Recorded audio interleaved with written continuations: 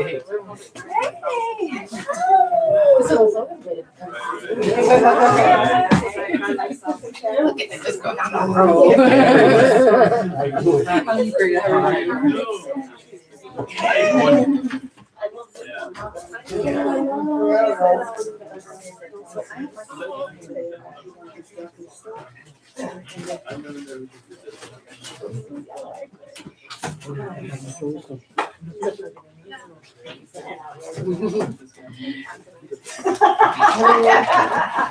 like, my husband's like, you better get hold of this. This is important. So why don't we just start, right? So just welcome everyone, and we can. Yeah. Close the door and it off. Oh, really? What's this? Everybody can hear me? Is the Yes? rain happening? Yes. So bad? Yeah. Everybody's here though.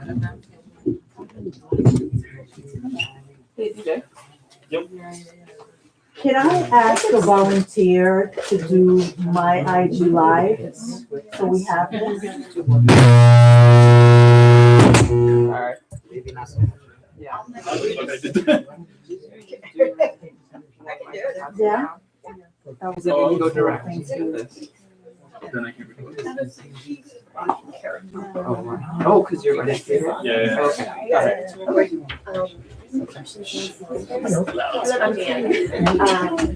Yeah, because I'm recording straight. Otherwise, it sounds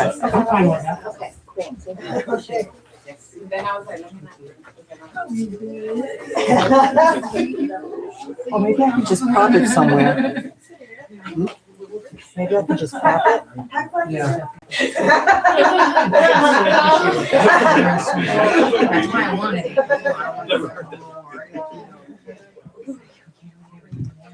Maybe we'll do the cake after.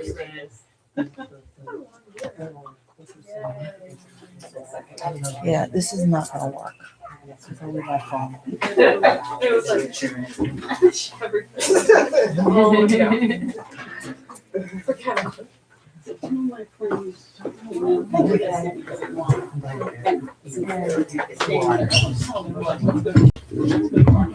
So,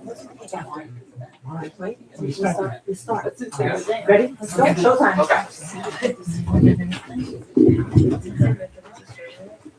Welcome, everybody. Welcome, everyone.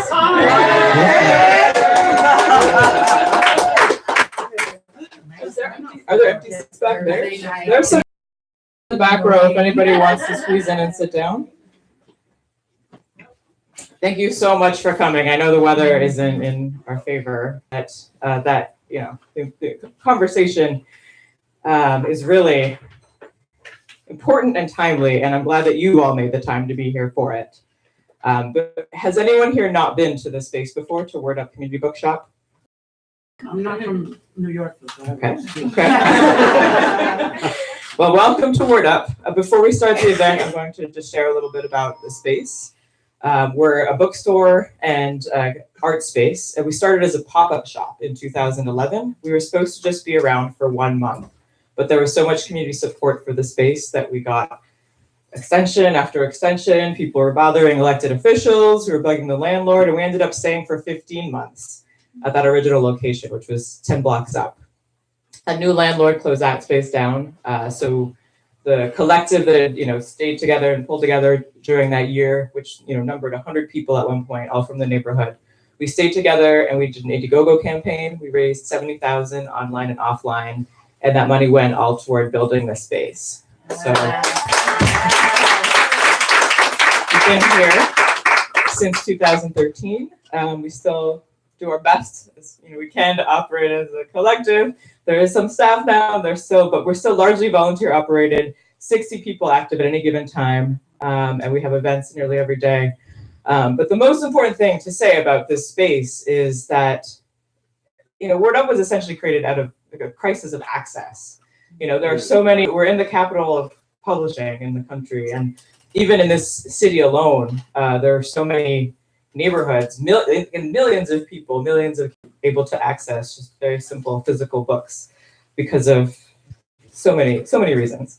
But the further you work in it, it's not just because you have a space that has books in it doesn't mean people are going to come in. And even if they do come in, and even if they do start to access them, when you get into the questions of representation and the comfort levels of books on that level, it gets even more complicated, and the issue becomes it just gets worse and worse the further back you look. And so because of all that, this conversation is happening here today. And I'm so glad that you had success with the campaign earlier this week, and that we'll be able to celebrate that too with Kate. And most of all, I'm also just happy that this event has come together with organizers who've done things regularly in the space and continue to. This whole month, Alicia will be here, and the next few, and Angie, who's still to come. With workshops, events, and all kinds of things in store and out of the store that help us all just become more on the same page and just become more of a neighborhood and more of a community.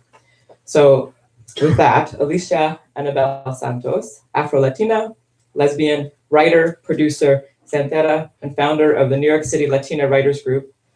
She's a 2018 award winner for the BRIO, which is Bronx Recognizes Its Own for fiction. She's the author of the memoir, Finding Your Force, A Journey to Love. Copies are available here. And she's currently completing her second memoir, IDGAF, I Don't Give a Fuck, a memoir of three generations of rage. You can find her on Instagram at _La Santera. And she'll introduce everybody else and what we're doing this evening. Thank you. I forgot one really important element about what is happening these days at Word Up. We have just received some support to do outreach for the census, and people will be actually able to take the census here.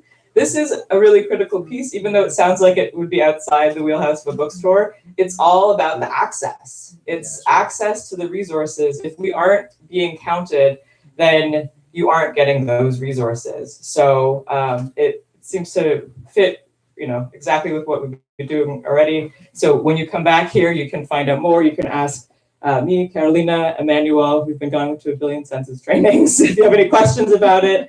And also come back for any events and just fill it out here if you want. It's easy. Thank you. Welcome, everyone. Good evening, good evening, good evening. Welcome to Word Up Community Bookshop. Thank you so much, Vero and the team, for making this happen and providing us a space to have this really important conversation. Tonight is titled Writing Against the White Gaze. And the intention for this evening is to be in solidarity with the, I'm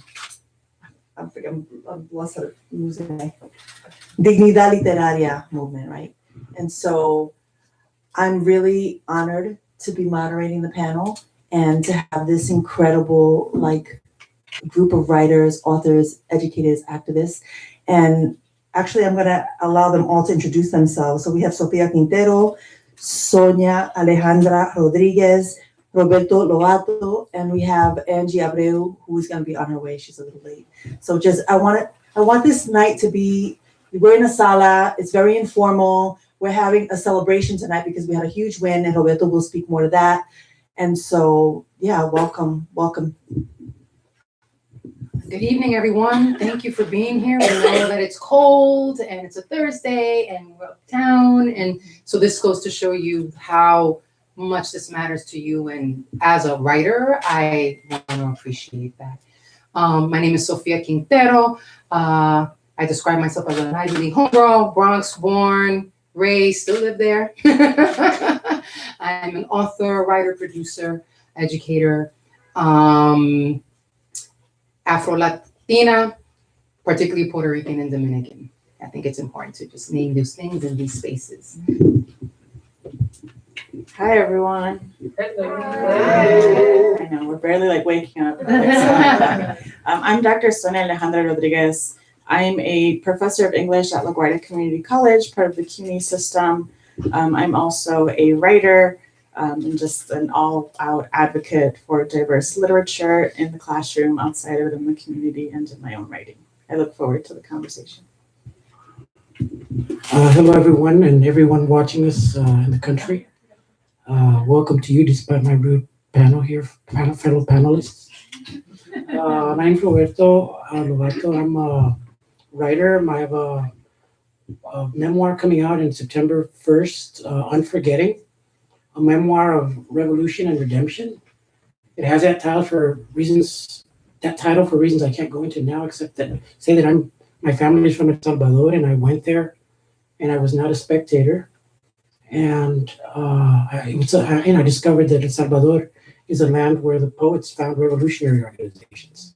So, as I said on Democracy Now! Yesterday, some of us never learned the artificial distinction between poetry and politics. And so, I see this as much as a political discussion as it is a literary discussion, because conversations of the literary too often discuss it in a vacuum, as if great genius writers just pop out of the sky when in fact they're propped up like mediocre writers like Janine Cummins. So we'll have a lot to talk about. Thank you. So my first question is, why do you write? Who do you write for? Who's your audience? Everyone.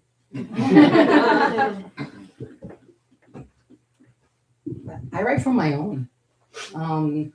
I write for the young women like I was growing up in the Bronx who did not see herself in the pages of a book, was a voracious reader, and did not see my reality reflected, or when people did attempt to depict me, they got it wrong. And so a lot of writers say this, but it's true for me that I write the stories that I want to see. And I really do believe in the power of culture, particularly popular culture, to make social change, to promote social justice. So I definitely do think of myself as a cultural worker. So, a lot of folks, I really appreciate what you said, Roberto, because people like to say that entertainment is apolitical, and it's not. Certainly not in this US context. Entertainment is absolutely political. Any media you put out is sending you a message. It's promoting something. We think of only media that promotes something are advertising and commercial, but no, the stories, the movies, the poems, the songs, the videos, they are all selling us something. So they're either selling us a vision of the way things are, or they're selling us a vision of the way things could be, or they're trying to shape the narrative. So entertainment matters and is very political. And that's why we need movements like Dignidad Literaria to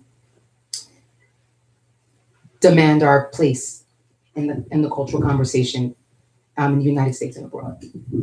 So I'm just making my contribution. One book at a time.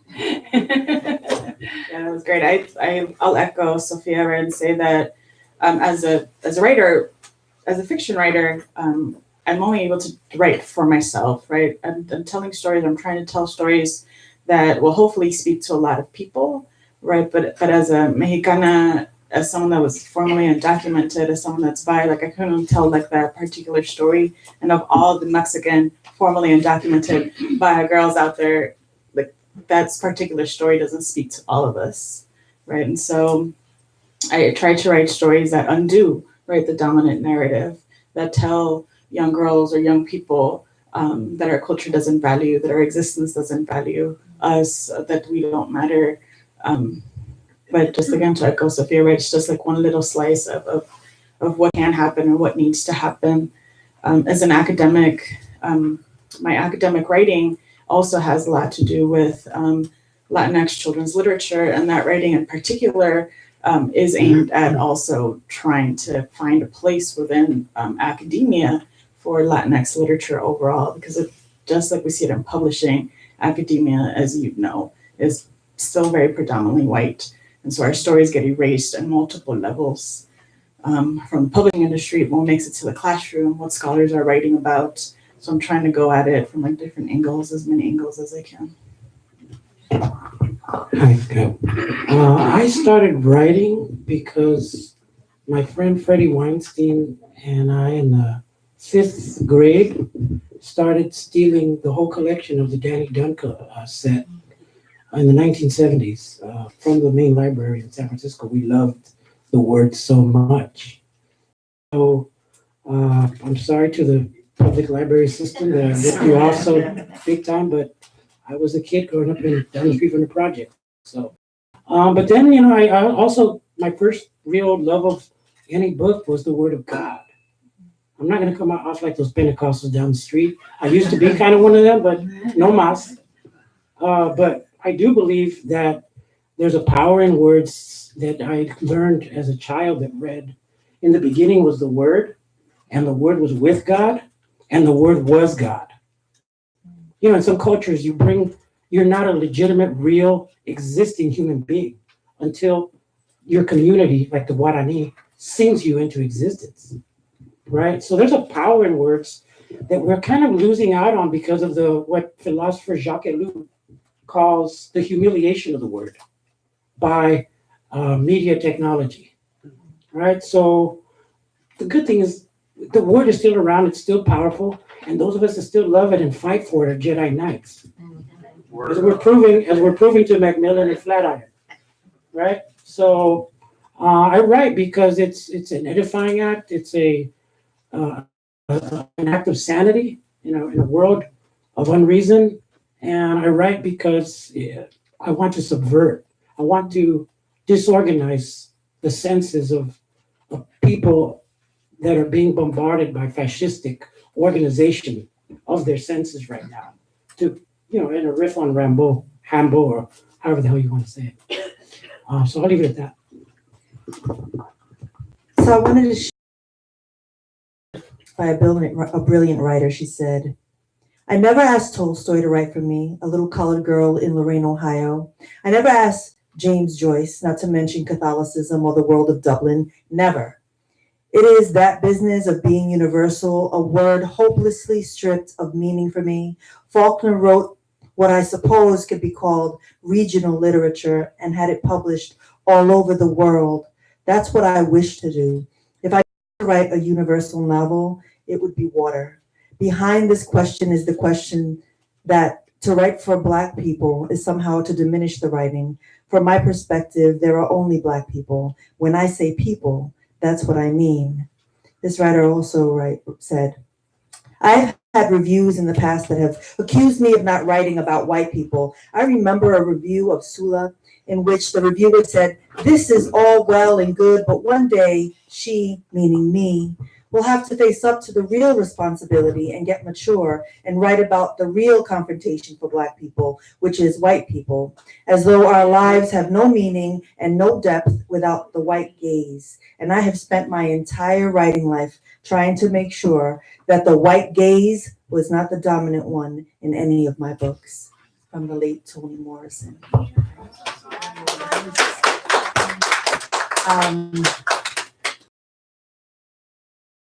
You hear that, and what does that mean for you?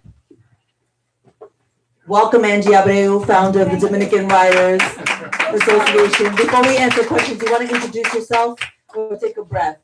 What do you want to do? God, I have so much going on today, but I made it. Yes. Hi, my name is Angie Abreu, and I am the founder of the Dominican Writers Association. And our platform is dedicated to amplifying the voices of mostly Dominican writers, but more so writers of colors, right? We help them get published. We connect them to editors, to people in the publishing industry.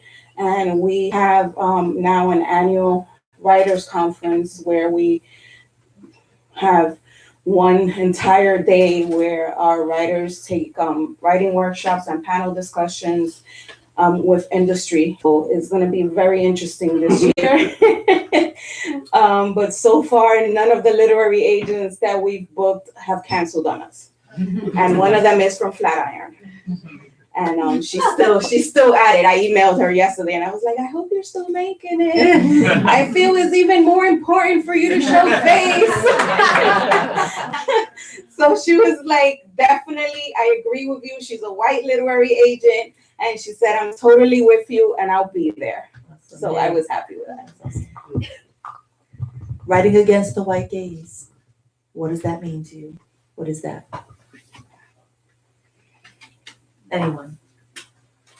Jeez, I'll pass. Oh, go ahead. I was telling the group, we have a group chat for today's town hall, and I was saying that I grew up reading white authors, but it never crossed my mind to write for them. Right? Even in writing workshops, when you have writing professors, you know, my writing professor was a person of color. So she shared Black authors. And even though it's not the same as, you know, sharing Latino stories, it was authors that I could still relate to. So I never had that in me that, oh, maybe my story doesn't matter, or I should tone, you know, or reword how I write so that the white people could understand it. Like that never crossed my mind. And I learned about the white gaze later on through Toni Morrison and whatnot. And then when I was taking those classes, that's when I said, there's gotta be Latino writers. Let me look them up. And those were the ones that inspired me. And because I saw those stories being written, I said I could write my own. So it's something that I've always pushed out there and encourage people to do, to just write your story. There's always an audience for your story, and one day white people will catch on to that, because we're that tired of hearing them saying that your book isn't marketable because, you know, I don't get it, or there isn't an audience for it, which is one of the things that they said to Angie Cruz before she published Dominicana, right? And she had to shop that book for 2 to 3 years for someone to finally say, we could do something with it. Roberto, what does that mean to you? I wasn't gonna say anything. I actually don't. I mean, I've caught myself writing for the white gaze. I think any of us that writes has to recognize we live in an unconditionally saturated, a system that's saturated with white supremacy, from the heavens to your bone marrow. And if we don't realize that, then we're kidding ourselves, and our subconsciouses are chock full of that crap.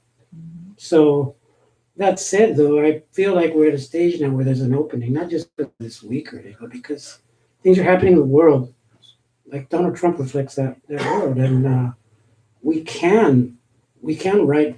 I'd rather write about my gaze, my inner gaze, the gaze of my loved ones. And there's an opportunity to do that. Writing against is important, but writing for, I think, is more important. I think it's speaking as a person with poetic inclinations and as a person with political desire.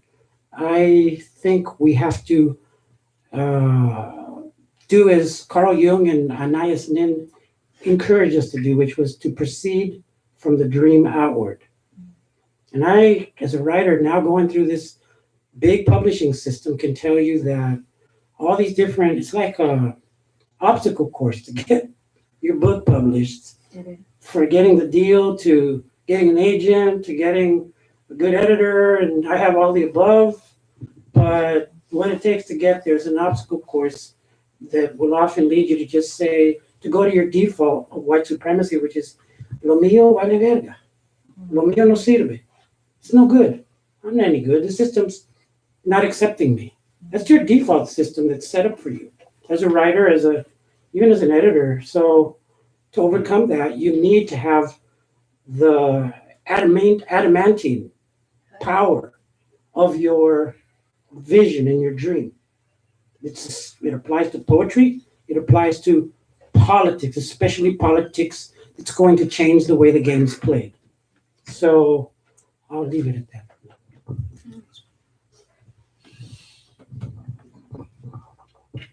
Maybe I'll talk a little bit about what the white gaze means, or what I think it means. The white gaze is a symptom of white supremacy, right? And the white gaze isn't just upheld or sustained or continued by white people, right? Just like white supremacy, multiple parties are responsible for upholding and maintaining a system, a structural system that impacts particularly people of color, Black people, right?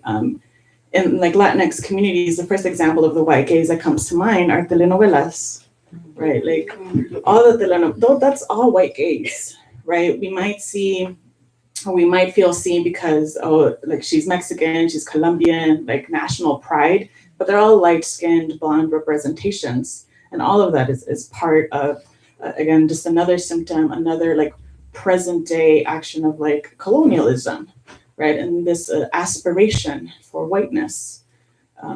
So I've seen that happen in writing, or we might do that in our own writing unintentionally, where we're trying to write for the white gaze, when we might limit our own writing in terms of like how many Spanish words can be in this like monolingual like manuscript, right? Or when we do the opposite, right? I'm gonna make this character sound very like use a particular dialect, right? To make it seem more ethnic or make them seem more street, right?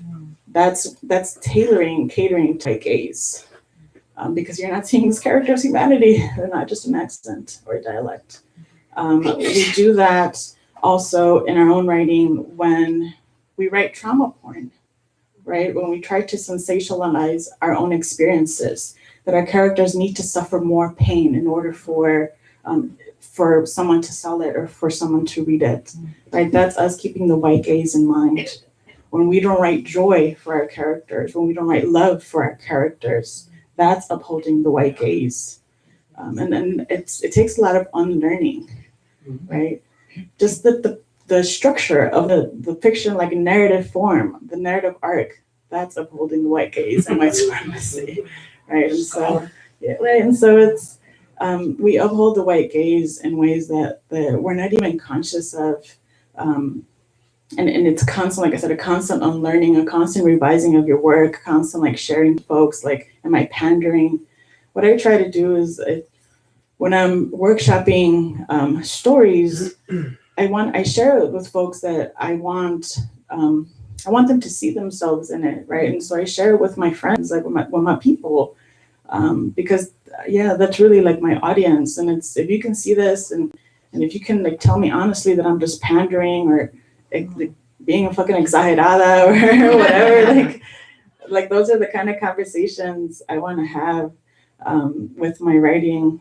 I was at a poetry reading with Dennis Smith last night, and one of the poems that he read was "My President," and it was a list poem like of the people that are his president, and his presidents are the people in his community, right?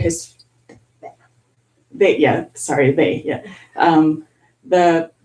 people who are their president are the people in their community, parents, grandparents, friends. And so when I'm writing against the white gaze, I see those people in my head, right? And so I try to keep that in mind. And again, it's a constant unlearning and a constant like check and balances, because we might be doing it unwillingly. Thank you. I would love to build on that from my own personal experience and what I grapple with. And I also like to push back a little bit. Well, actually, it's not really a pushback, because I don't think what I'm about to say you'll disagree with. It's just to complicate the notion of trauma porn, because I think we need to have a more nuanced conversation. That is because people are using that word, and I don't think we all are using it the same way to point at the same things. But what I wanted to say is, definitely for me, another reason why I write, I know my work cannot have an impact on anybody else if it doesn't have an impact on me. So definitely for me, writing is a healing activity, and it's an unlearning activity. And for me, in terms of specific against the white gaze, it also means unpacking all the things that facilitate white supremacy. It's white supremacy, it's not white supremacy by itself. White supremacy is fueled by heteronormativity, it's fueled by ableism, it's fueled by patriarchy, it's all those things. And for me, as of late, because I give myself permission to allow my writing to heal myself as a way to be of service to my reader. I write to grapple with things. There was a time when, because I wanted so much of my work to have an impact, I was, and I still,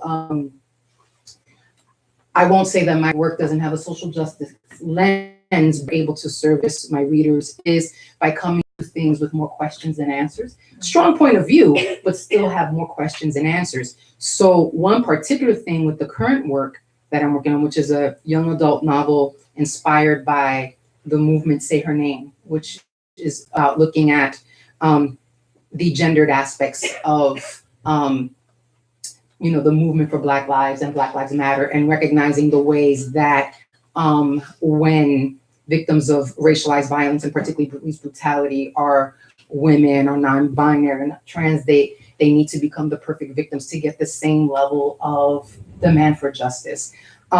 One of the things that I am grappling with a lot, and why I wanted to write this book, was my own respectability politics. The issue of the perfect victim, and how and the notion that we are somehow complicit in our oppression. And because I know that is something that I still have to shed. So I'm hoping through the writing, not only am I shedding that, but as people read it, they will start to grapple with it too. So, and this brings me to the issue of trauma porn. One thing that I would really like, marginalized communities, but particularly the Latinx community, for us to, it's an ongoing conversation. We're not going to resolve it here, but for us to have a much more nuanced conversation about the fact that, yes, while we absolutely need to have our romances and our comedies and our speculative fiction and our horror stories and our mysteries, and then while we have to show the diversity in our community, in terms of, yes, let's see the lawyers and the doctors and the people who are English dominant and don't speak Spanish, etc. While those people absolutely deserve to be seen, we have to be careful that in pushing for those broader images, we're not doing it in a way that frames it as if the immigrant, the single mother, the drug dealer, the person who's incarcerated is the problem.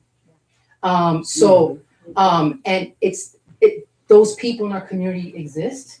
And I feel that our jobs as artists is to complicate them and to put their choices in social, political, economic contexts, right? If we're gonna write against the white gaze, if we're gonna write against patriarchy, if we're gonna write against heteronormativity, then you complicate. It's not that you erase those people. It's not just say, no more mothers on welfare, no more people in the underground economy, no more sex workers. What you do is you still tell those stories, but you complicate them and you show why their personal choices are impacted by white supremacist, heteronormative, patriarchal capitalism. So that's why, and sometimes when people, and I know that this wasn't you, but thank you for opening it, like when people use that term trauma porn, a lot of it is about wanting to silence those stories. And I'm not saying those should not be the only stories. I understand the fear of people feeling that telling those stories are stereotyping, but when you're saying that we should not tell those stories at the expense of the middle class educated professional, then what you're doing is you're saying that those people are the problem when they're not, and you're trying to erase them. We need all those stories.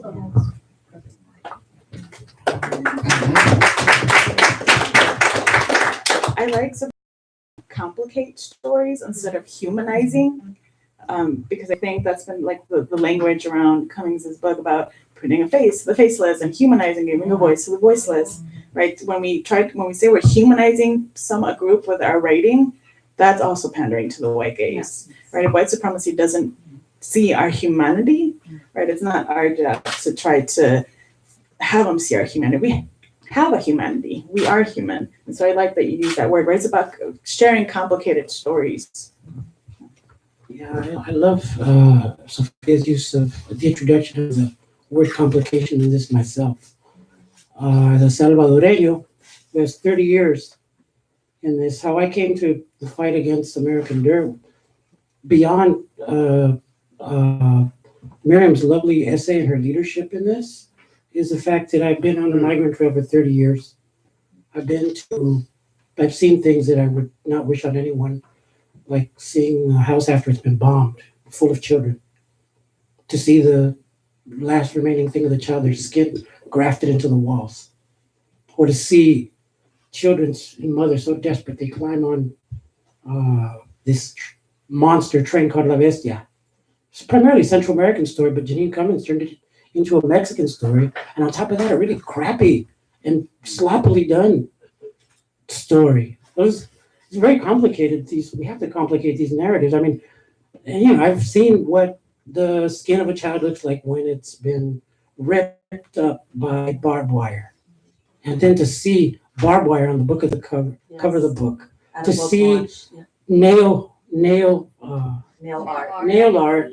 in the Barbed shape of wires. barbed wire, and to see a lobster dinner celebrating this book with a centerpiece that was Made of barbed wire. made of barbed wire was, in addition to Miriam's brilliance and just rage against the machine, was what after 30 years to fight the cartoon that they were trying to impose upon us as if it was great literature. And one other thing about these issues that I've been on for all this time, I've gone to see the children. I've seen them when they have the little scars on their necks from trying to hang themselves. I've seen their mother's scars. How many of you have seen any Central American writers in English? How many? Most of this story on immigration in the United States. Which one? I'm one. Okay, I'm one. That's pretty. right. Have you seen any books in English about? No, you won't. You haven't. People say, but what about Valeria Luiselli? No, she's Mexican and she's grew up in, I believe in Mexico City. And God bless her work. She's a good writer, great writer, but she's not Salvadoreña. And there's things that she can't understand about us. Carolyn Forche, prize-winning. All these Central American stories are getting prizes, but none of them by Central Americans. They're getting big, so at a material basis. We have to complicate it. And I'll just take you one step further, given my journalistic experience. I went to those places. I've been to the cages. I've gone to South Texas, just an hour from where Julian Castro, for 8 years, managed to not go and take teddy bears like he did when Trump was putting kids in jail and putting them in cages. 1 hour from where Julian Castro was, he didn't go to the cages. He didn't go to the concentration camps. He didn't go see the children slitting their wrists and trying to hang themselves. I did. And I talked about it, but what happened when I would pitch the story to some white liberal editors with the white liberal gaze? What happened when I would pitch those stories? It's too much information, too deep. Not a good time, Roberto. Maybe later. So it's complicated because, how many of you believe to cage children, to push them to suicide, to push them to the most horrific deaths imaginable in the deserts of Sonora? How many of you think that's fascistic? It's not fascistic. What is it? If you believe it's fascistic, then are you willing to say Donald Trump is a fascist? Then are you willing to say Barack Obama is a fascist because he mass-produced it by the tens of thousands? Are you willing to go there? Because that's how far you need to go to get at the truth of this story right now. This is what drove me to support the mounting of a campaign to take on one of the titans of U.S. publishing alongside Miriam and alongside David. So it's very complicated. Ooh, it's getting hot in here. Pa lo que vinimos. Journalist Tina Velasquez had a piece surrounding American Dirt where she talked about that, yes, all this conversation is important, but the face of immigration right now isn't Mexican, right? It's Central Americans. And that's been an aspect that has been missing in this conversation about Janine Cummings's book, right? Not only was it just a terrible stereotypical book, right? But it was lauded right as this like the immigration book when that's not what's happening in our country presently, right? And yeah, we're celebrating, as you were mentioning, we're celebrating Mexican authors writing about Central Americans, giving them MacArthur Genius Awards, and the Central American community has been protesting that and has been saying, how are white Mexicans writing our stories, getting the awards about us, well, not us, I'm Mexican, right? But about Central American community, right? On behalf of the Central American people, Thank you.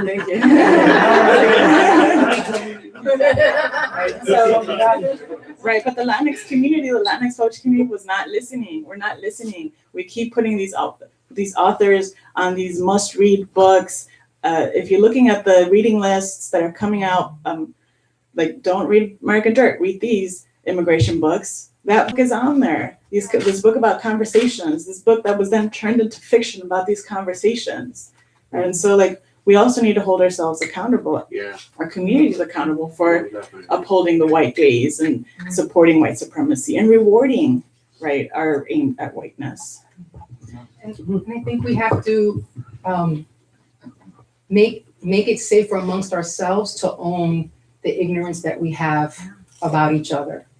I'm gonna be honest, I can't say that I could have picked up a book like American Dirt and knew what the stereotypes and the cliches were and the mistakes were, oh, that was the wrong word, or that's not the practice that belongs to that culture. As a Puerto Rican Dominican born and raised with my US privilege, I can't honestly say that. I would need someone who knows better. And I think we need to make it safe for us to and take on being willing to learn about each other, and challenging ourselves to, okay, of course I want to champion authors from my same ethnic background, but I also have to read other backgrounds in the Latinx community. And that goes not only about Latinx identity, but read queer Latinx authors, read disabled Latinx authors, and read immigrant and undocumented Latinx authors, and challenge ourselves that way to learn more about each other. And to, so that what we're doing gets just past ethnic cheerleading. Because we should want to do more than just be seen. We should also want to give birth to the excellence that exists in our community. So it isn't that, well, I'm just gonna tell my story and that's good, but it is good. It's a start, but let's also be striving for and supporting each other in creating like that powerful moving craft. And again, because that's also against the white gaze. Yes. Because they've already questioned our ability to do that. This is why they want to get white authors to tell our story. This is why they don't see us as human until a white person stands up and says, hey, they're human. Can I write about them? Right? So I just like to put that kind of out there too, and to support each other in learning about each other and making it safe to ask difficult questions and to learn, and to teach each other. We're going to shift gears. So I really appreciate what you were saying, Sophia, about giving birth to the excellence of our culture. With that piece, Pendeja, You Ain't Steinbeck, my bronca with fake ass social justice literature. When Miriam Gulba, there was the takedown of all takedowns, of all takedowns, of all takedowns. And yes, we should be applauding Miriam. It was brave. Miriam could have put her literary career on the line by coming out and speaking the truth about this story that offended her. She used the word on NPR yesterday, Democracy Now!, gross, that it was gross. There was just no other word for her to describe how the tropes and the stereotypical characterization, it was just gross, and that's not giving birth to the excellence of our culture, right? And so we have to, now let's look at the effects of this movement, right, in the publishing industry. I'm really curious, Sophia, you have been published by many of the major publishing houses, right? What has been, for a minute, let's talk about that, right? Because now we're in a different place. Let's give some context to why this takedown is so important, why this Dignidad Literaria movement is so significant right now. Yeah, I think one thing that I hope will come from, first of all, that it is a continued movement, that it's not just a moment in time where this one thing happened, and that it's not just around this book. One of the things that Dignidad Literaria has done that I really, really appreciated is really focusing on the structural issues and making it, and this book is an example. It is not the only thing. It's only about, oh, take this book off the shelves and we're good. But really demanding structural change. And that's really, really important. There was something else I'm going to say, but I'm going to let you at it. But I did want to acknowledge that it is a movement and that it continues and that it grows.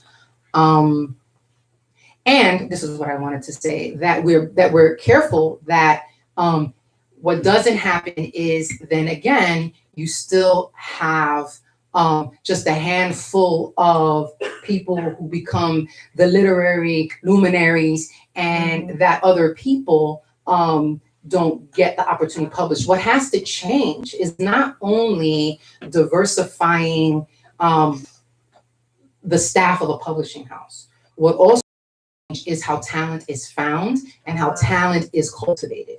So if the only way a major publishing house is going to find talent is you need to be agented, there's a lot of undiscovered gems out there who will never have their stories unpublished. So if you're only looking at the MFA programs to find the excellence in our community, that's just going to perpetuate the problems, and you're going to get a couple of folks who can get through, and then you're going to have this continued elitism.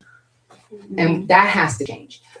If you are paying, an assistant a wage that is not livable, that is also why publishing is so white.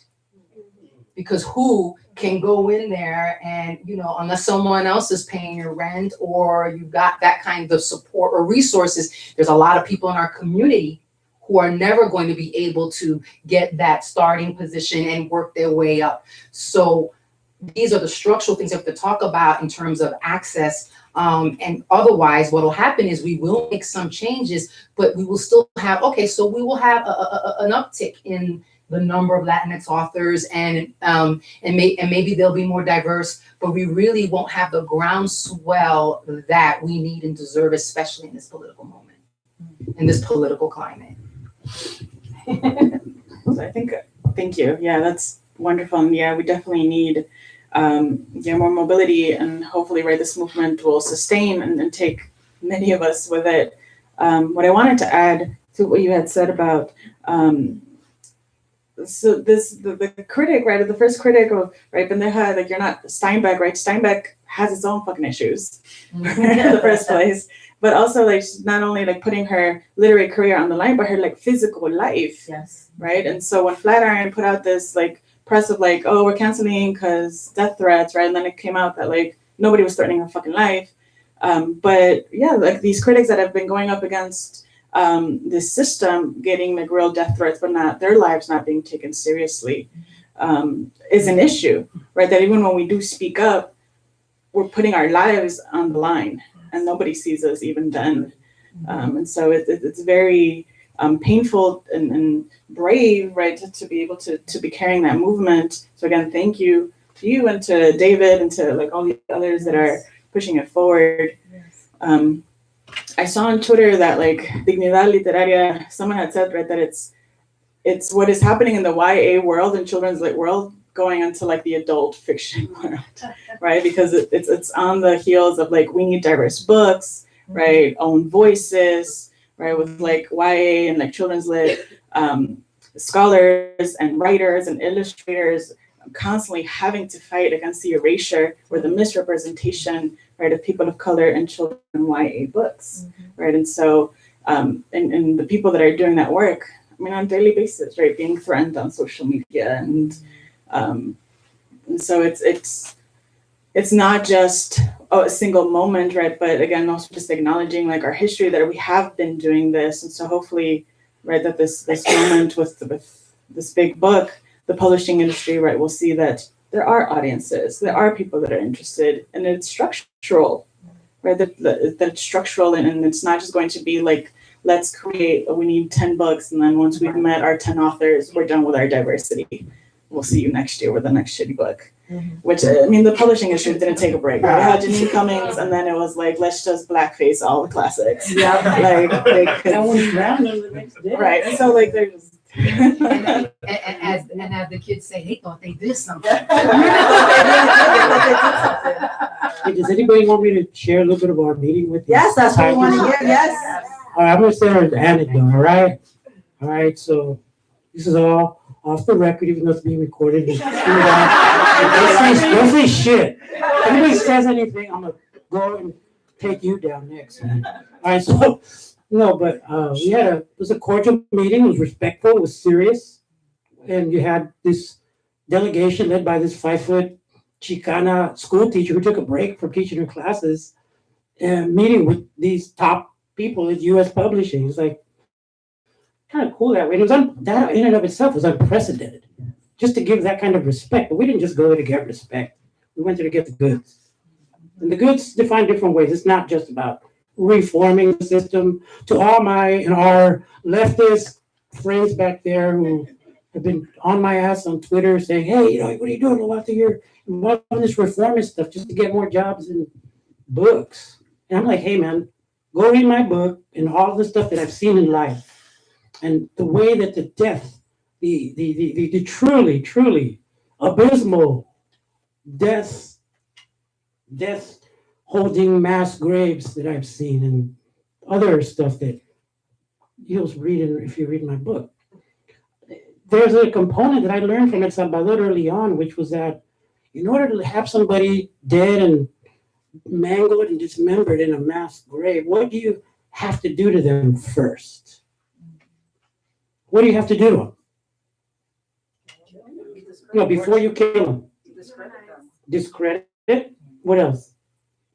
Dehumanize. Who said that? That's the A+ answer right there. That was an A. Carolina got an A. That was an A+. You have to dehumanize them. You have to remove. There's something about human beings that we can't kill somebody if we believe they're human, which is why that thing you see in those cheesy movies where, hey, please, I have a wife, I have a kid, is actually true. I haven't done that, but I've been in situations where I've explained to people that I was a human being before they pulled a trigger to kill me. So this is real. So the story you tell about a human being matters at has material effects. And so to my lefty friends, get with the program, get with the literary storytelling, dehumanizing versus humanizing aspect of whatever revolutionary struggle you are a part of. Mm-hmm. So with that, so we're in the meeting. And they're visibly, we got their attention.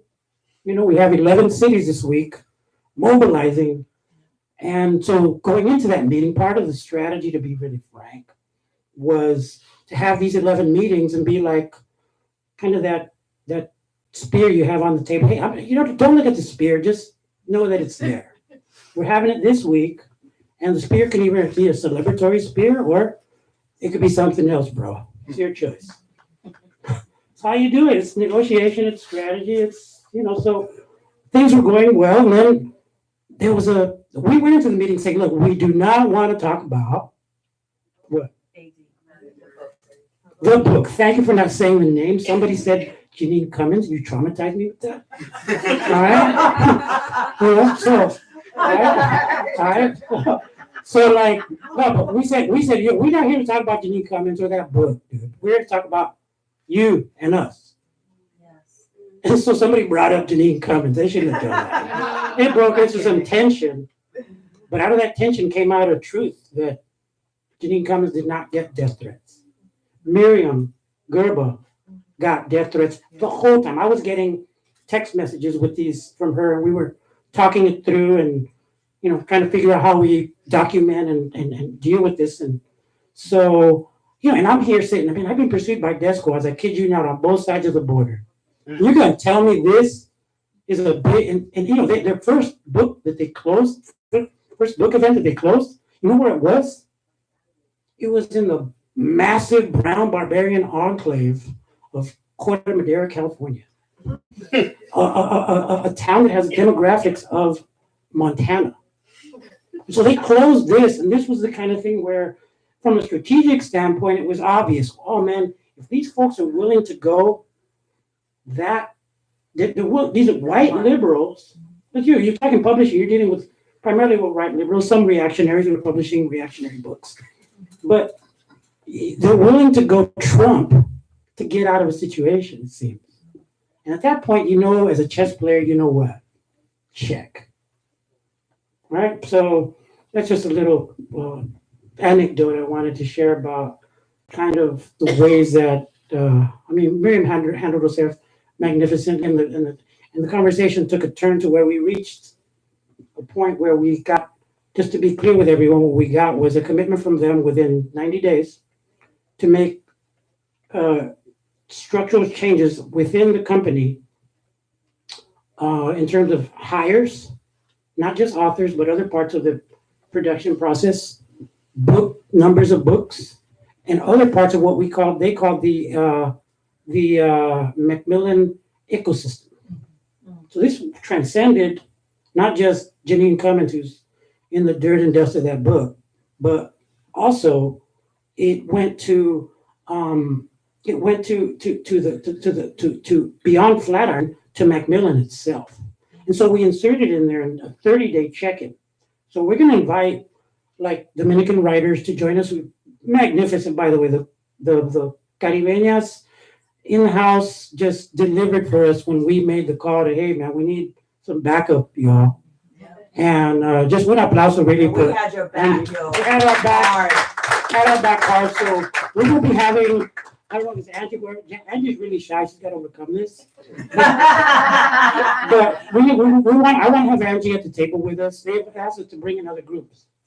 So we're gonna bring into these 30-day check-in negotiations. We're gonna bring other groups. We're gonna give them a list. But last thing I'll say is esto no acaba aquí. Right. There are still children in cages. Yes. There are still mothers and children being pushed to the most horrific deaths imaginable. There are still colonial problems, believe it or not, in Puerto Rico. There are still U.S. products of the cancer of U.S.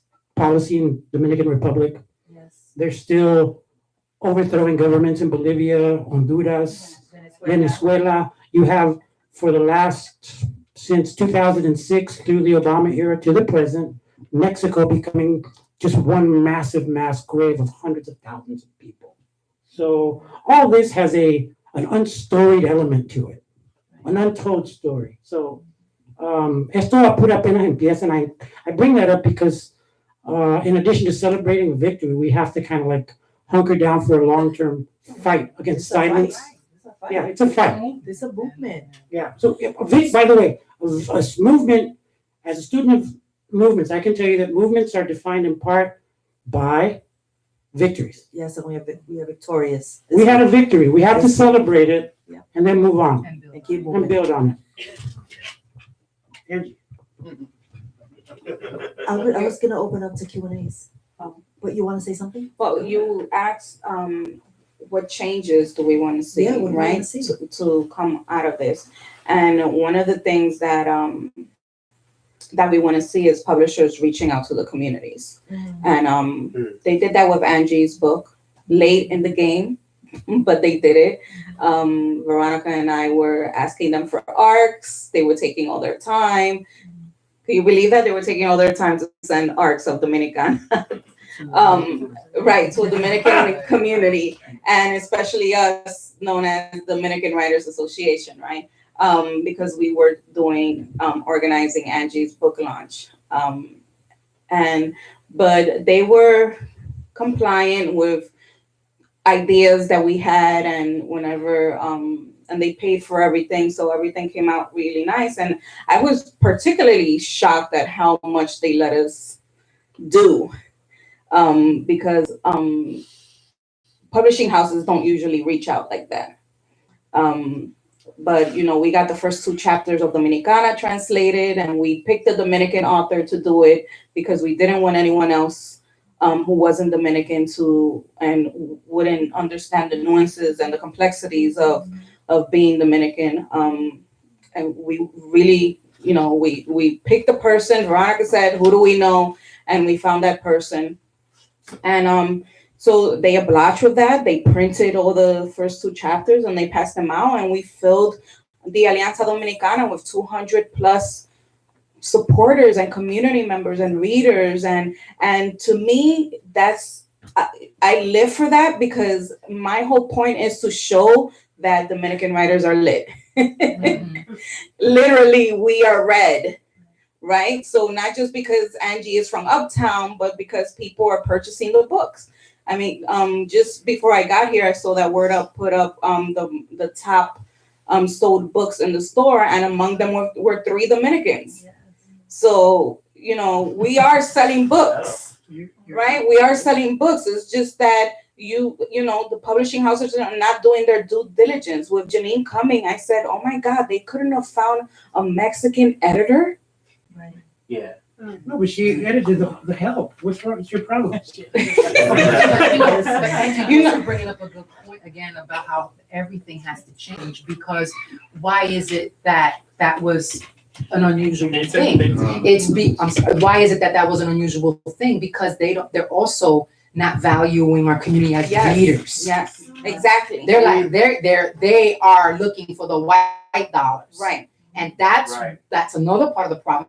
They're not looking. I said American Dirt was not written for us. It was not written for Latinos. It was written for white people, and they are loving this book because they are completely ignorant. They don't notice the linguistical errors or the nuances, the stereotyping. They don't know because they're not Mexicans and they're not Latinos, and they've never experienced any of this. So it goes over their head. So when we complain, we come off as jealous. We're not getting the 7-figure book deal. We come off as bitter. What are we complaining about? You know, Sandra Cisnero completely disappointed me and said we are exagerados. You know, Janine Cumming was bringing the Trojan horse to white people, and she was going to disrupt everything and show white people that, you know, migrants are human. So that's insulting to us when even one of our own says something like that. But Why do you hate America? I hate America. But going back to what I was saying is that publishers need to pull resources from the community. Google, you will find people who can help you elevate this book and sell this book. Oprah can be possibly the biggest, you know, influencer, but there's many others. You know, bookstagrammers. Who are you sending your books to? Are you sending your books just to white bookstagrammers, or are you sending it to the you know, Latino community? We're out there. We exist. We're blogging. We're writing about books. If you go on Instagram, you'll find a slew of people who are reviewing books. We review books. It's out there. The resources are out there. The alleys are out there. They're just not. They just don't give a shit about looking for them. That's what I'm gonna say, because I don't think there's any excuse for that. You just gotta jump on Google, go on Twitter, go, you know, Instagram if you have an Instagram account. Anyway, check the hashtag. There's no excuse for it. There's children watching online, Angie. My son is used to me. As the founder of the New York City Latina Writers Group, when we went to the press conference in support of Dignidad Literaria, one of the things that for me was important to say that in our collective, there are over 800 writers, Latina writers in this organization, women of color writers in our collective. And so you mean to tell me that in this group, combined with the 1,500 Dominican writers that Angie has as in the Dominican Writers Association, you can't find one writer that can tell an authentic, truthful story? It's lazy. You're not looking for It's truth. lazy. It's Because lazy. when we write our truth, they overlook us. Right. But when you No write, one will buy that. right, no one will buy it. But if you put it in fiction and you sensationalize it, we could sell this.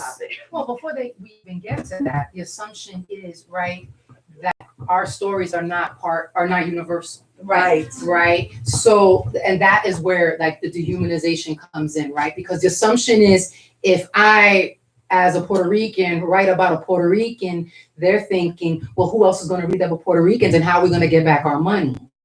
So the assumption is that someone who's not Puerto Rican can't read that book and be moved and touched by it and see some aspects of themselves in it. They only believe that our stories are universal when someone outside of our experience validates it. Yeah. And that's part of the problem. So that's why when a white author says, you know, I've decided that I should write a book about, you know, a Mexican migrant, they're like, oh, then you know what? if this person outside this experience saw something to capture her interest, her passion, her empathy, there must be something here that'll appeal to everyone. But when we want to tell our own stories, then it's niche and not universal. And anybody and any artist worth their salt will tell you that you get with universal with specifics. But that's true only, but that has been only true for white artists and not for marginalized communities. You know, She is the boss. Why do you even put that mic down? You know what's really beautiful? You know what's really beautiful right now about movements? Yeah, movements will do this another time when you have a movement, when you kind of take these paradigmatic relationships, right? Paradigmatic being a set of beliefs reinforced by a group of practitioners. It's kind of like Thomas Kuhn, the philosopher guy, I remember said that. So you have this set of beliefs and it's reinforced. It's not just the publishers, it's also the critical class. So has anybody gone and looked at the reviews of American Dirt on these aggregator, what is it called? You're the person with the that beautiful initiative, right, for writers of color? Oh, Minorities of Color. That's it. So what's the name of that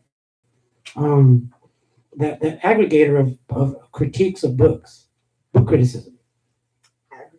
You can go in on this page and you can see all the reviews Like the that are Rotten written. Tomatoes for books. Like Rotten Tomatoes for books. I was thinking of Read.com, but. Something like that. Where there's one, it's not Goodreads, it's like visual. You can go and see the critics and the papers.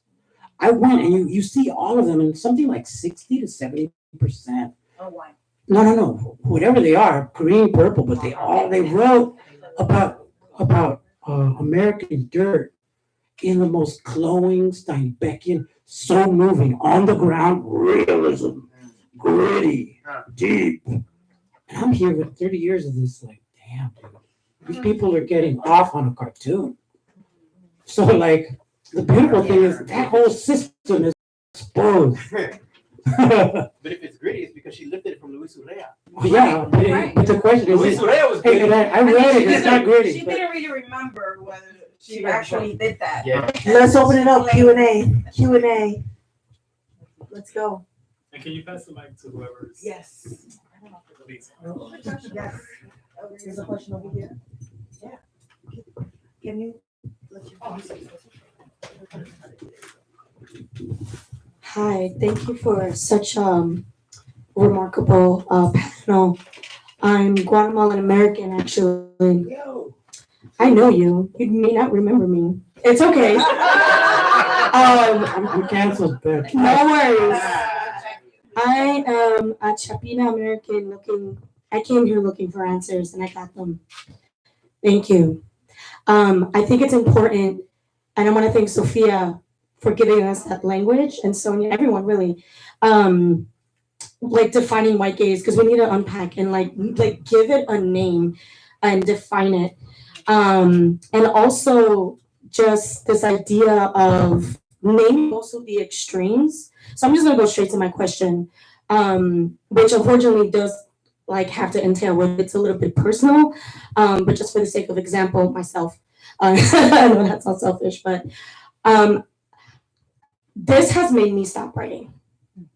It made me not want to write, precisely because I was afraid of, wow, what if my story is precisely what the white gaze wants? Going back to trauma porn and giving that a name also, right? And defining that. So what can you offer to the emerging writer who hasn't published much? Who is, I'm out there, but I'm like not, you know what I'm saying? Like I'm not local. But hey, what can you get? What I don't know, at the risk of sounding like y'all are not therapists, right? But like, what cognitive tools can you give to us who have this internal conflict, this internal monologue of like, I got into Tin House, but did they like my story because it was like, And so how do you fight that? Like, and I know the answer probably is like, fuck it, trust yourself and trust your story. But perhaps part of, I'm asking y'all, like, what if the unlearning process also entails, how can we trust ourselves and our stories? Because I do fear that, and it is my truth, you know, I'm not gonna name it. right?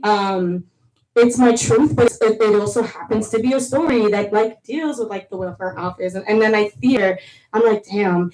And this is why I love, Sophia, what you said about like, let's not erase them, let's fucking give them depth. So thank you for that. But yeah, that's my question, and thank you. A super valid question. I hope this is helpful. One thing I always tell writers that I'm mentoring or editing or coaching is allow the first draft to be just for you. So if you feel yourself that you're struggling with wondering how your work is going to be received, when you're writing that first draft and you're trying to discover how to structure it and what to tell, the first draft is for you. And you can always decide afterwards what you choose to keep, what you choose to share, what you save for yourself. But if as you are discovering the layers of your story, because you will find new things, you will walk into it thinking that you already know where it goes. Okay, I've got this outline, this is the beginning, this is the middle, this is the end. But through the writing, you're going to discover so much more. You're also going to grow as a writer. And as you grow as a writer, you will go back and change things. So give yourself permission that you are writing for you. And you can later worry about an audience. But if you're worried about an audience now, it doesn't matter if it's white gays or for your own folks or whatever. You are not going to allow your voice to blossom. And again, I'm a real big believer in allowing your work to heal you. Because if you are writing a scene that is supposed to be sad and you're not moved to tears, it's not going to have that impact on your writer. If you're writing a scene that's supposed to be funny and you're not rolling on the floor in tears, then it's not going to impact your write. So you are your own best barometer of the impact of your work, which is why you've got to allow yourself to give it permission to move and touch you and heal you and impact you before anybody else. So I hope that's helpful. Take another question. Can I say, because she's Guatemala, one of my Central American, we never get saying. But no, I think the thing I said about the dream is critical. I teach a class sometimes called strategy. And you proceed from the dream outward. You got to be very clear on what the dream of your essay, of your story, and more clear about your dream you are. The way the dreams are the way to organize your subconscious. You know, and if you have a real clear dream, it's like love, it's like undeniable fury and passion that is unstoppable, right? So when you have that, you're tapping into your inner Sheena, your inner, Watala, or whatever your inner thing is, right? Your power. And so if you have that clear, then you can move outward, get a mentor that you trust that reinforces and understands that. Because our own people can be part of the colonial process. So, honestly, your shit sucks, right? And they'll say it with coded language and pseudo love. Yeah, I didn't get it. What are you talking about? So I don't want to name some, because some people here are my critics and they're my worst critic, my friends. I'm not going to do it. I do appreciate the question about emerging writers, because I think it's important, right? Like in this movement in particular, it's not just about the seasoned writer, it's about the people who will stop writing at go because of what's happening in the why bother. Right. Sonia and I have talked about all the rejections. Like we've been on the phone countless times. They said no. And that shit eats at you because you feel like, is my writing shit? They feel like you're nothing, like your story doesn't matter. And so I'm really passionate about that, like protecting my folks and their stories. I wanted to echo you because, I do writing workshops, and 9 times out of 10, it's not about craft, it's about permission, right? When you get a group of writers in the room, they're not looking necessarily for a bunch of craft talk. They're looking for validation, in the stuff that they're writing. And if they run up against a literary industry that does the kind of shit that they do, this is exactly what happens. So as teachers, that's what we have to do. I wanted to ask a question about capitalism. Oh, no, Because no, the no. thing, not bad, but the thing, first of all, I'm glad you mentioned Toni Morrison, because running out of the house, I grabbed this book called Giant Talk, which has Toni Morrison in it, John Oliver Killens, Robert Hayden, Cesar Vallejo, Chinua Achebe, Sonia Sanchez, Lucille Clifton. It's a who's who. It's a who's who. This book was published in 1975, okay, by Random House. So they have models for this stuff already. It's not like this stuff, just popped up out of nowhere, right? Once upon a time, they went to authors, to authors like this of this caliber, editors of the caliber like Quincy Troop and Rainer Schulte, right? Looking for this kind of literature. They went to Nicolás Amor and said, "Can you write us this book called Nilda," which is like something that I think a lot of us kind of grew up on, right? And Perry Thomas and all these other amazing writers that kind of come up in El Barrio and the Bronx and everywhere else. So, my question is about that, because you mentioned the word entertainment. And I think one of the problems that we have with the white gaze is that for the most part, you look at books as sort of an escape from, I don't know what the hell it is, some sort of this Beaver Cleaver type of existence, which we know is bullshit anyway, right? But two, when you're talking about the Latinx tradition in literature, like there is no separation between the politics and the literature. This is what we do. This is our voice, and that's why it's important. And that's also why there are presses like Kitchen Table Press, right? Which was led by a group of Black women, Black feminist women, right? Black lesbian women who took their stories and made them important and public. It's just a question now, scaling up. So, and by the way, the editor who shepherded this book through Random House was Toni Morrison, right?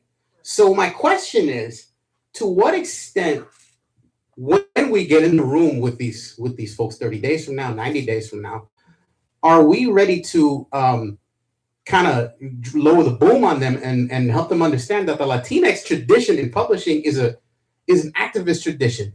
It is a disruptive tradition. It's a global tradition that's already been here, and it's their turn now to kind of help us scale it up, right? How much are they going to really take back the public service aspect of what they do, and maybe lose at least a little bit of the focus toward making millions and millions of dollars for Oprah Winfrey? We need your help right now, actually. That's a good question. We're getting reports right now that we made overtures to Oprah Winfrey, Oprah. We made overtures to say, look, we want to talk with you because of your role in U.S. literature. You've only had one person of Latino, Caribeño extraction in 20 years. And you may not be the best person to moderate a discussion between Latinx peoples and the industry, which is our interest, because it's all sides. And she doesn't want to, I'm getting word from inside their operation and from around places in the country that they're having these discussions that it seems like they want to bring in the folklorico industrial complex. Yeah. So you all know what I'm talking about. I'm not going to name any names. I'm not wearing a wheat beat or any shit like that. But needless to say, there's a divide and conquer element that we are vigilant of, because all of us that founded this, somos de izquierda. We draw from some of the great political traditions in the Puerto Rican community, the Dominican community, independistas, from the Dominican tradition of Luis, ¿cómo se llama? Luis, the singer. Huh? Luis Diaz. So I learned from my brother. Luis Diaz Street. Oh, hell yeah, I'm into Silvio Rodriguez and all this, Mercedes Sosa. So we're Chicano tradition, Salvadoran tradition, Guatemala. We're drawing on left traditions of our community. That's what's fueling this. So we're going to need help right now as we approach Oprah, if we need to, so that this doesn't finish. And so we want to engage Oprah in a serious way. You could have her, maybe do the role of her role as a person who is a moderator and a mediator, but we have to do it on our terms. And our terms is that there's not all sides. There's only two sides. There's the titans of publishing industry like her, and there's a community of 60 million people that has been systematically excluded from the publishing equation of the United States that is now starting to die. So the choice is theirs. So we need your help. Be vigilant. Stay with that hashtag, Dignidad Literaria, and help us to because we depend on the barbarian masses that you all are. That are willing to storm Rome, man. We're excluded. We're marginalized. We have nothing to lose. This is why we're being effective. Because they know we're marginalized, and they know we have nothing to lose. We're not coming in and being like talking civil rights and diversity and all these dead language, right? We talk about class and economics and things like our communist friend here talks about. Let's take these two I wanted to add something to what Roberto said now, that in 30 days we're supposed to come up with a list, what I call is a list of demands. I also feel that as writers, when we are about to sign that contract, that we should demand certain things. Because it is our book.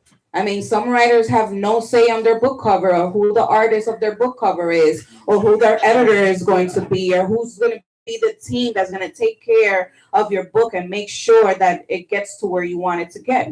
Sometimes we don't have that choice. And as writers, I always tell people, let us know who you want to work with. Because I feel that's important, that you work with people that, if you have supporters in your community or editors in your community that you want to work with, that you should share that information.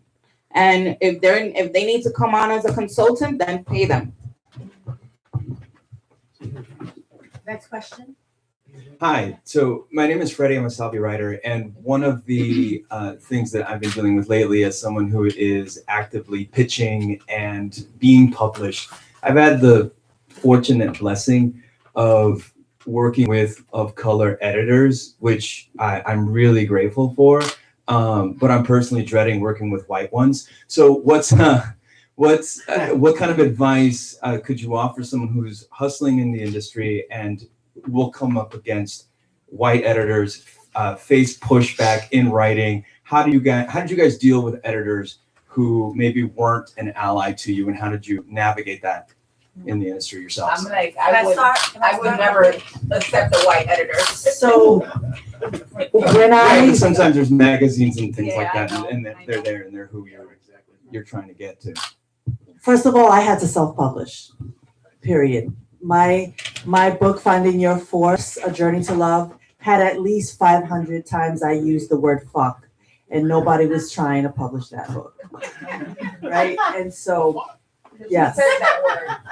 Right, because who says that word? And so I sent over 175 emails. Over 175, I have every single one. And I got 2 emails back. All of them were rejections, all of them, right? But I got 2 emails where the editor was really honest and kind.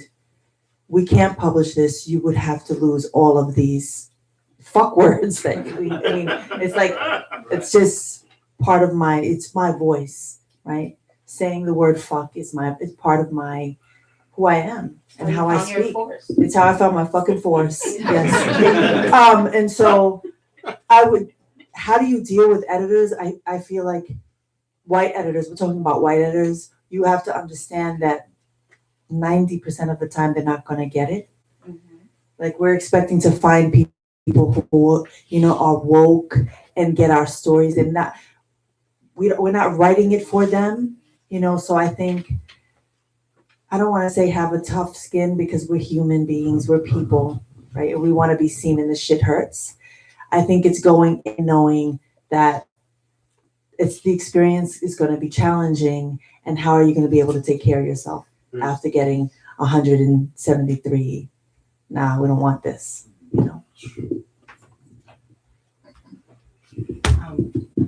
I'm trying to think if all my editors have been white, because I have been. It's probably right. No, because there are some, at least African American, and at one point, Johanna Castillo, when we did Juicy Mangoes, was the editor of that, and she brought Michelle in.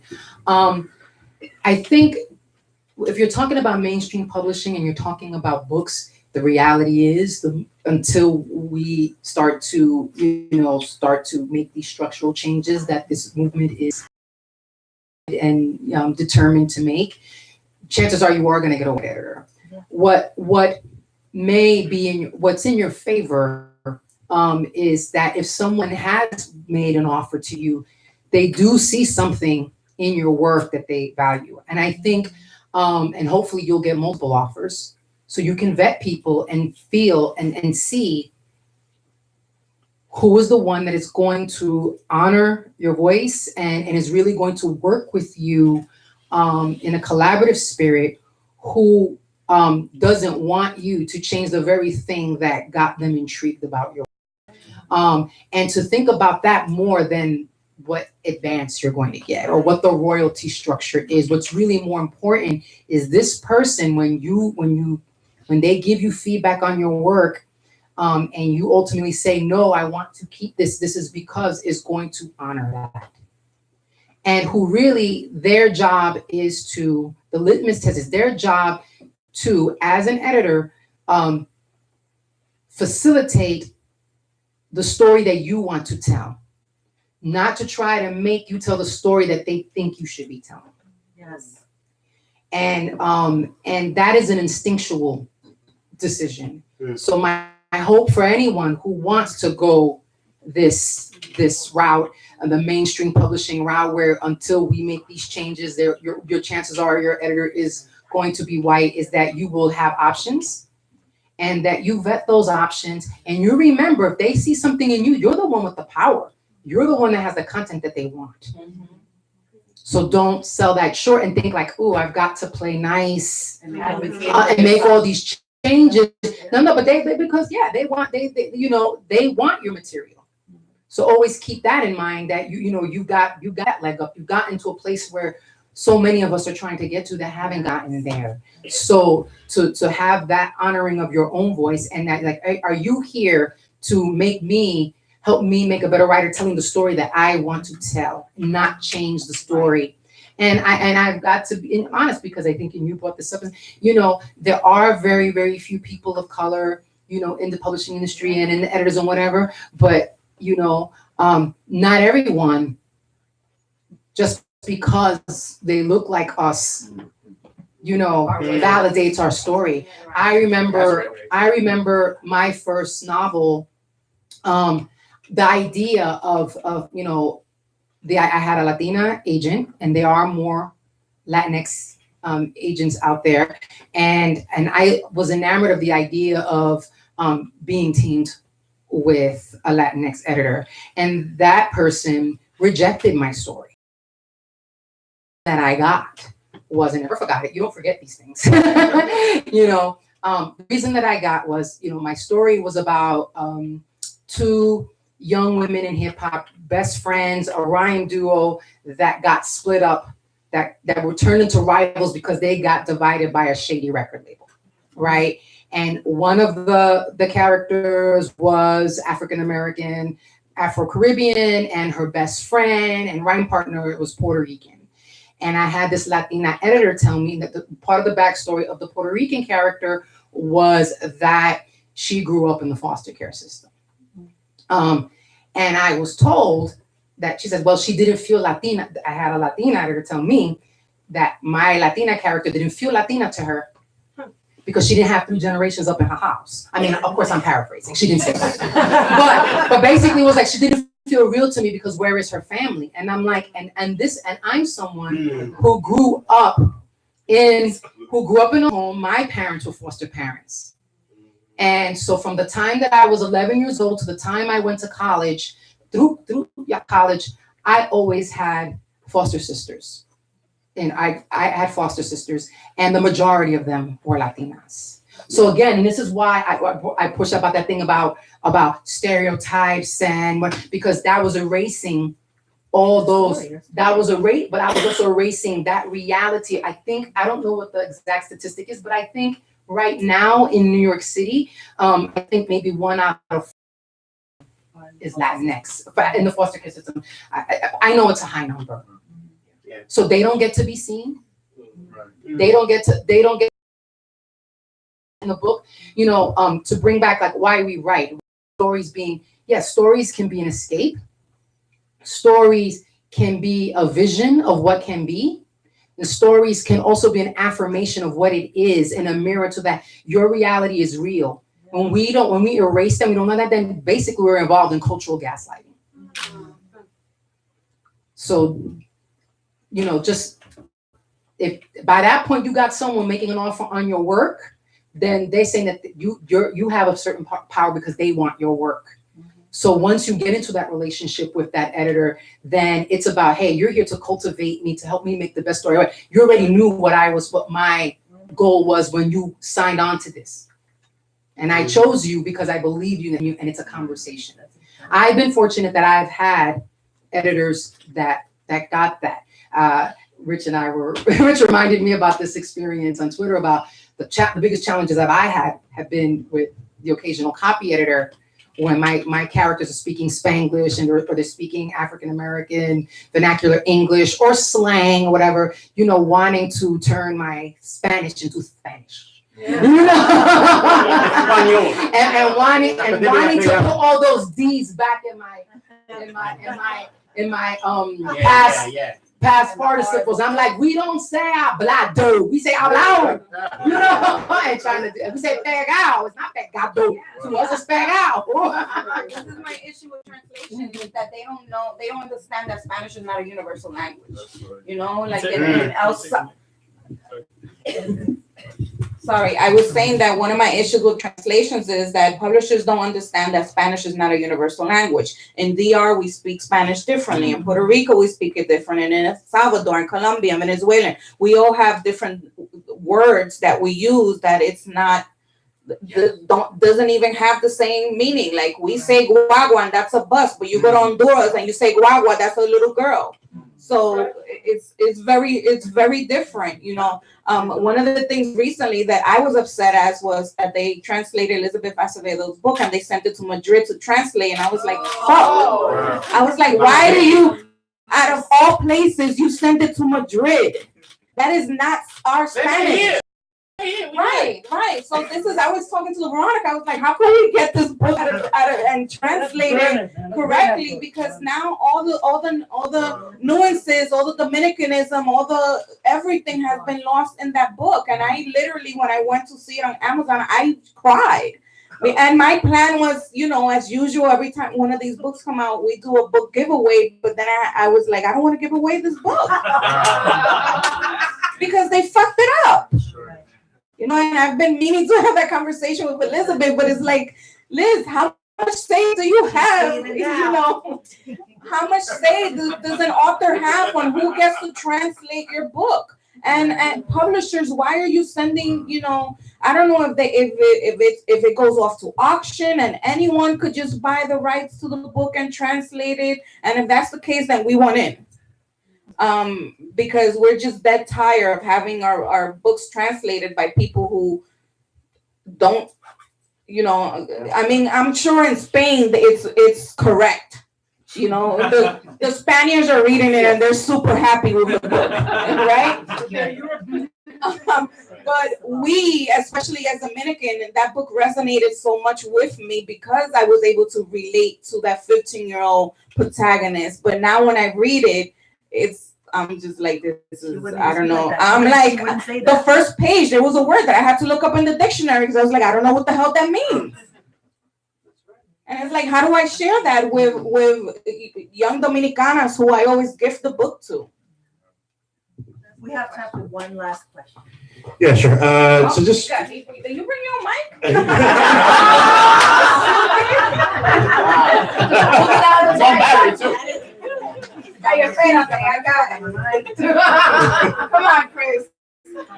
So I just had just a really simple question, but I think it's a really important one. I'm a long-time organizer and campaigner, and I think all really great movements have allies. And we have a pretty large literary community in this city. It's probably the largest in the world, with many groups that many of you know that encompass, other writing workshops and groups and bookstores and just a whole wide range of things. And I'm just curious, how can folks outside of the Latinx community assist this movement? Like, is there anything specific we can do to do so? Just FYI, I also work at Pan America. I'm here representing myself, but I know at Pan America we care a lot about this particular issue, and I'm just curious from that perspective as well. It's already happening. We had a lot of solidarity in mounting our offensive on Macmillan and Flatiron. We had intelligence sources inside. They were multicultural. People who were white, people who were black, who had knowledge of the industry and actual, hallway access to the discussions. Were feeding us information that allowed us with confidence to say, aha. So for example, when they closed, they stopped everybody saw they canceled these tour. Yeah. Well, somebody predicted that they would do that and that they would turn Janine Cummins into a victim and Latinos into a barbarian horde of censorship. Do you know who predicted it? Tu servidor. A lot of us did. Yeah, I predicted it on Twitter. I said, watch. When they did that, I was like, oh shit, we've got them. And then we checked with people inside and they were like, they are scared and getting desperate. So the solidarity and the networks are already there. We need to build them. We invited Asian American Writers Workshop and people that we knew here and in the Black writing spaces. We emailed everybody. So it's happening, but and then the question, we've been getting hit up, for example, by people around the country say, hey man, why don't we build this broad coalition of the marginalized, of the unstoried, right? A coalition of the unstoried, kind of a beautiful idea. So we're down to do that on the condition that other groups understand clearly. Our self-determination right now has never been recognized. We are the most unstoried, marginalized, single massive group in the United States. Anybody that doesn't acknowledge that has been asleep in the annals of US literature. So we're down to struggle together and build an agenda together, but we already have a program of work for the next few months now. Anybody going to AWP? Yeah. Hundreds of us are going to descend on AWP, and we're staging actions at AWP. We planned this even before Miriam's thing. We could maybe, for example, we could join together here in New York. We've put the word out to Governor Cuomo's office to initiate an investigation of discriminatory practices against Latinos in U.S. publishing, which is centered here. So it's in their purview to do that. We are staging, as we speak, these kinds of events all over the country. And so I can envision. Anyone who wants to host a town hall should just get in touch with you. Yeah, we're going to need a solidarity in a month from now so that. If you want to host one at Penn. Yeah, in a month from now, less than a month from now, we're going to need all of you, please join us so that we have a show of force. And the show of force will bring accountability to the agreement that we've made. We don't want to come from a defensive posture. We want to come from an offensive posture right now. I think, and by the way, as you young buck Central American writers that I planted in the room here, it's two things. Strategically, you want to write what you write first. Just get a basic thing of what story is. Tactically, you then want to go and tell the editor, like I did to my editors. They're very welcoming and good people that I've worked with at my age. And I said, hey, just be clear, I don't want to be tropicalized. I didn't do that to offend them. They understood exactly what I'm talking about. Those two things organized them around your dream more clearly. So I think I'll just add to that question. Thank you for that question. To create solidarity, but it's also the responsibility of the Latinx community to support those that are further marginalized in the publishing industry, right? Like within the Latinx community, within Latinx publishing, like we are lacking like Afro Latinx like representation, even just like very like where right and like indigenous people are like the least published, right, writers, and so we have work to do within our own community to challenge our own biases, and to Stop replicating the ivory tower. correct, right, yeah, and to support, right, the voices that are further marginalized, and to check our own privileges as well.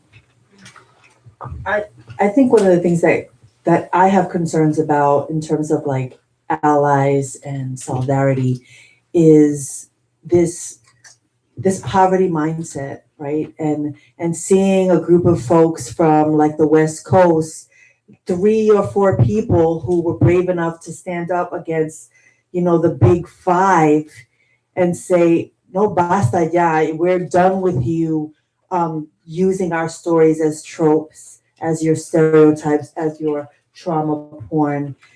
I would like to see more Latino orgs come more in solidarity. I have to say, honestly, I felt a little disappointed at the lack of, like, there are people who aren't saying something, right? There are some people who are being, so this is me calling them out. I feel that. I feel like, if you're not at the head of the movement, you want all the glory. I'm cool with being just in the front lines. Like, I'm here, I have your back. Like you said that, we just jumped in. It's not about who's doing it first. It's about everyone who's going to be able to get through the gate. And hopefully the people who are getting through the gate are going to take somebody's hand and bring them forward too. And so I would like to see more solidarity within our community, like in terms of the Puerto Rican community, the Mexican community, Central American community, and all of these literary orgs that we have in New York, the Pens, the Cabecanums, all of the people that we know, come together in support of this movement, because as you said, Roberto, it's our time. This is our time. And I love what you're saying, Sonia, about centering those who are marginalized within our groups, right? And so there is a lot of work to be done. We are at the beginning stages of what will be something that like our grandchildren will talk about, but it's up to all of us to like contribute to that. So for me, it's not just hosting events in town halls, but how will we retweet the fuck out of it? Like, we know the power of social media right now. Every live stream, keep sharing it and keep sharing it and keep talking about it. That's how the most successful movements, people show up. So thank you to all of you who are here. Thank you, like for real, like in the rain. Because this is what solidarity looks like. And we would love to see more of that. Yeah, this is community. And I just feel so honored and humbled and grateful, that we're sharing this space. And I hope that we keep doing this for years to come. Yes. And we have cake. We have cake because we are celebrating this victory from this incredible group. This is our group. We did this. So thank you. And thank you, Word Up. Thank you. Thank you to the panelists. Thank you, Evelyn, Sophia, Sonia, Roberto, Angie. Thank you. That's our cake.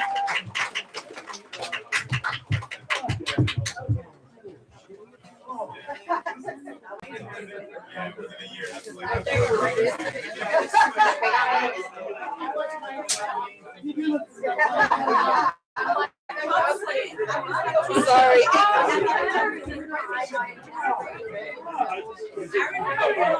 awesome.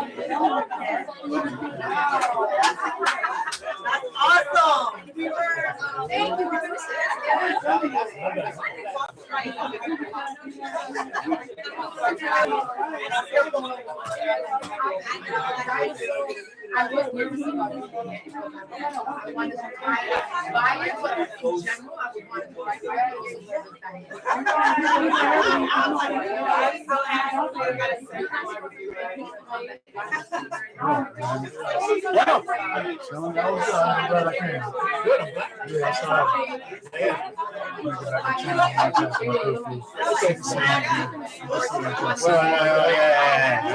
Let's cut off that mic.